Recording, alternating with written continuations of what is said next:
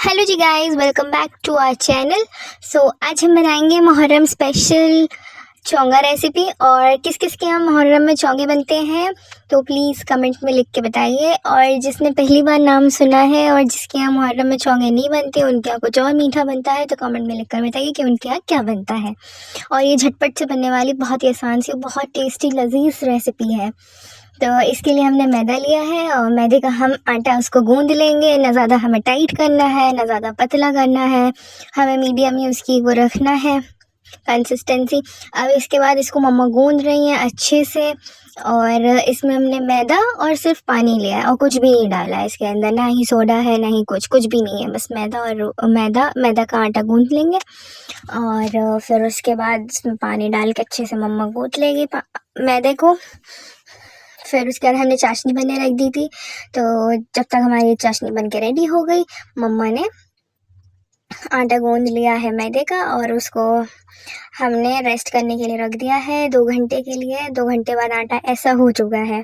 तो आटे को हम दिखाते हैं कितना सॉफ्ट है और कितना अच्छा, इसको कितना चिकना गूंदा है, कितनी अच्छी शाइन आ गई है आटे में 2 घंटे बाद। फिर उसके बाद अब मम्मा इसकी छोटी छोटी पूरी बना लेंगी, अच्छे से उसको बेल लेंगी। और न ज़्यादा बड़ी रोटी बनानी है, इसकी छोटी छोटी पूरी के साइज़ की रोटी बनानी है अपन को। और ढेर सारी रोटी बना के रखनी है। देखिए जैसे मम्मा बना रही हैं, इसको छोटे छोटे इसके वो बनाएंगी लड्डू। और फिर इसको मम्मा जल्दी बेल लेंगी और बेल के इधर साइड में रखती जाएंगी।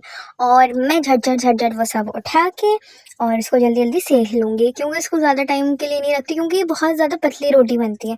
इतनी पतली बनती है जैसे आपको दिख रही है कितनी पतली रोटी है, मतलब इतनी बारीक होती है ये रोटी कि इससे मतलब हम लोग आर पार देख सकते हैं, आर पार हाथ दिखता है मम्मा का, इससे इतनी पतली होती है रोटी। मैदे की रोटी होती है तो ये फटती नहीं है, बहुत अच्छे से बन जाती है। बहुत बारीक आटे की होगी तो इसमें वो टेस्ट नहीं आएगा, इसलिए इसके लिए आपको मैदे का ही आटा लेना पड़ेगा। और ये मैदे में इसका कलर टेस्ट बहुत यम्मी बहुत अच्छा आता है। देखिए मम्मा किस तरीके से बेल रही हैं। अब इसको हम उठा के ले जाएंगे गैस के पास और फिर इसको मैं सेकूंगी। और मैं इसको जब सेकूंगी तो इसमें नहीं तो हमें मतलब ज़्यादा तेज़ तवा रखना है, ना ज़्यादा मीडियम, मतलब लो रखना है, मीडियम आंच पे हमें इसको रखना है तवे को। फिर उसके बाद इसको हम लोग सेक लेंगे। इस रोटी को ना ज़्यादा ब्लैक करना है और मतलब ना ज़्यादा देर तक चूल्हे पे रखना है, क्योंकि इससे ब्लैक हो जाएगी, और ना ज़्यादा कच्ची सेकनी है। इसको इस तरीके से सेकनी है जैसे मैं आपको दिखा रही हूँ, जैसे ये कच्ची भी नहीं रहेगी और ना ज़्यादा ब्लैक हुई है। जो ज़्यादा सेक लेते हैं ब्लैक हो जाती है, वो बेकार हो जाता है उसका टेस्ट। तो इस तरीके से सेकनी है। देखिए मैं आपको दिखा रही हूँ मैंने कितनी सारी रोटी सेक ली हैं। अब इसके बाद इसको हम रख देंगे खुली हवा में पंखे के नीचे। इसको एक के ऊपर एक नहीं रखना है, इसको ऐसे रखना है साइड साइड से, और जिससे इसकी हवा निकल जाए, रोटी की मतलब हवा निकल जाए, जो इसके अंदर गैस भरी होती है सॉफ्ट ना हो, ये थोड़ी टाइट रहे। जैसे ये हमने सब अलग अलग उसमें रख के और ये पंखे के नीचे रख दी जिससे ये सूख जाए।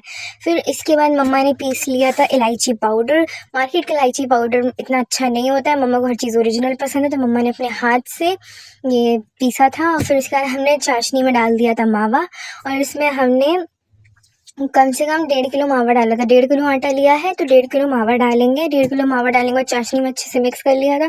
चम्मच से इतनी अच्छी तरीके से हो नहीं रहा था, तो मम्मा ने हाथ से फिर उसको बाद में मिक्स करा। हाथ से बहुत अच्छे से मिक्स हो जाता है। और मिक्स करने के बाद फिर इसको हाथ से ही लगाया। आप चाहें तो स्पून का यूज़ कर सकते हैं, पर स्पून से अच्छे से मिक्स नहीं होता है। चाशनी अलग मावा अलग रहता है, किसी में ज़्यादा मावा हो जाएगा, किसी में कम चाशनी हो जाएगी। तो ये मम्मा ने अच्छे से हाथ से उसको मिक्स करा। मिक्स करने के बाद फिर इसको हाथ से ही रोटी पे लगाया। और ऐसे ही हमारी दादी भी बनाती थी, हाथ से ही रोटी पे लगाती थी। तो इस तरीके से मम्मा ने हाथ से लगाया है एक एक रोटी पे, पीछे भी आगे भी। फिर इसके ऊपर 2 रोटी मतलब आपस में चिपका के चाशनी से फिर उसकी तय की जाती है, ऐसे फोल्ड कर दिया जाता है। फिर इसके बाद ऐसे मम्मा ने सारी रोटी कर ली थी।